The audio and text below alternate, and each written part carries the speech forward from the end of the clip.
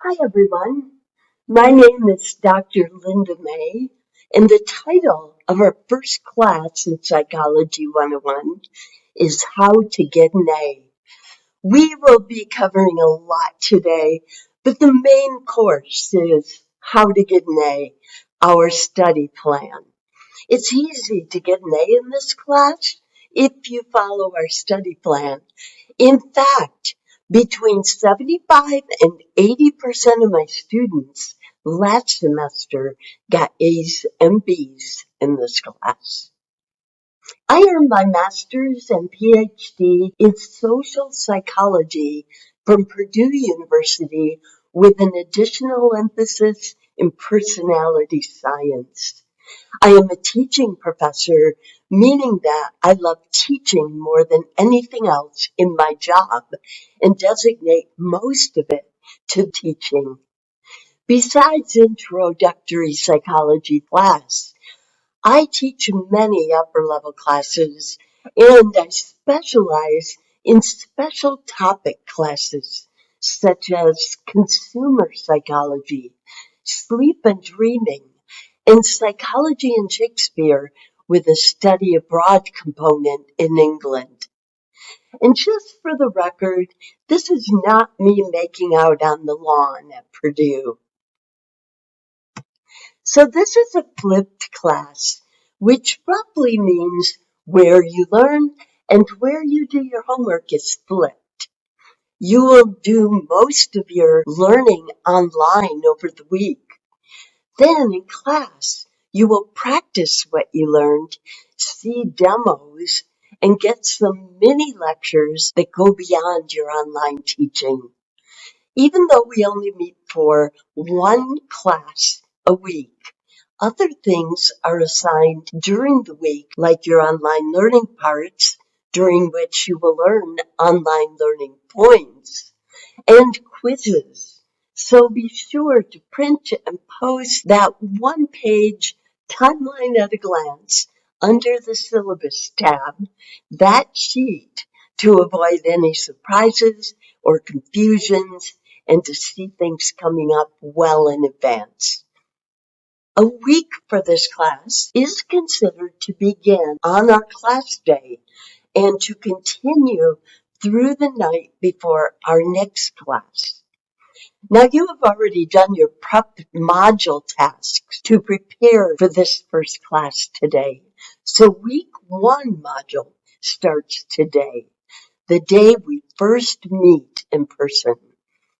When you finish our class today, you will go to that week 1 module and then complete that to-do list before our next class. Everything you need to do for each task is linked to it in the list.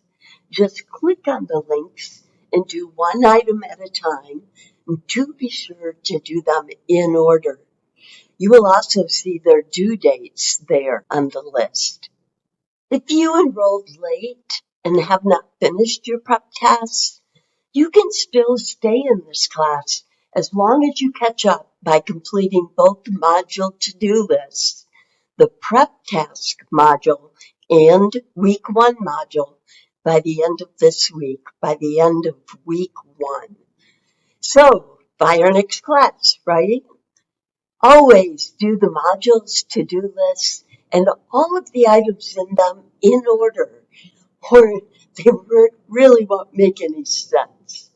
Never skip an item. Do one item at a time.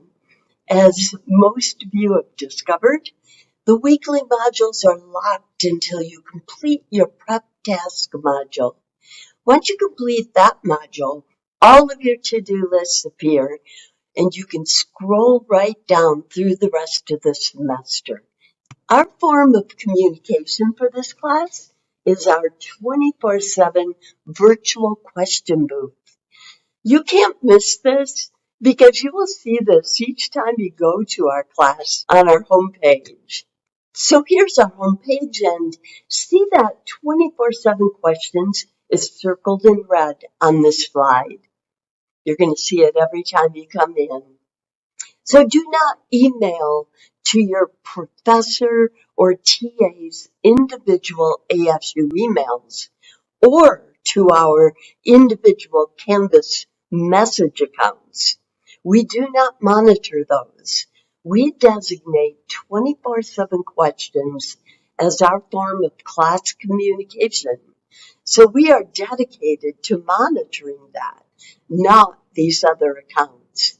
Now, if you send to one of these by mistake, don't worry, you will receive a courtesy redirecting email from our administrative assistant. She'll ask you to copy paste your question in 24/7 questions instead. So for a quicker response, just remember to go straight there to 24/7 questions on our homepage. Now, questions are answered within 12 business hours, and I'm proud to say, usually much sooner than that. We also answer them once a day at a random time over weekends. Now, what if you miss a class for an unavoidable reason? It's not unusual for this to happen once to a student over a semester, right? Hopefully it doesn't, but it can. With half of our proctor quiz questions coming from the class, it is so important to come and fill out your note outlines. So what can you do if you can't make it for an unavoidable reason? Know that your professor and TAs do not even have class notes. So if you miss a class, it is your responsibility to get notes from another student in this class. Now, for this reason, you will now be given 2 minutes to exchange contact information with 5 or 6 other students around you. Just exchange phones, then enter 101 your name and number into their contacts.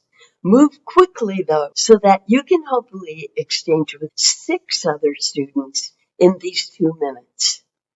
By the way, if you missed the first class and are watching this recording, it is your responsibility to collect this info from 5 or 6 students on your own time. I'm pausing the tape now.